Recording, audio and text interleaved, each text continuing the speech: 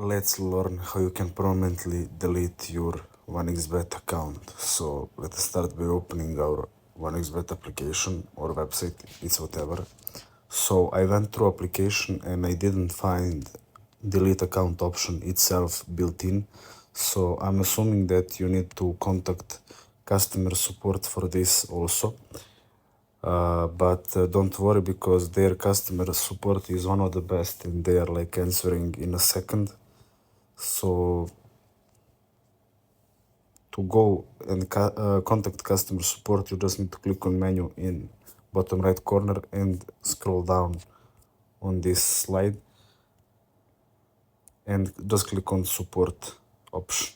Now you can get in contact on or chat with operator right here, right now. Just tell them that you want to delete your account, for what reason, etc., and they will do that for you. So that's it.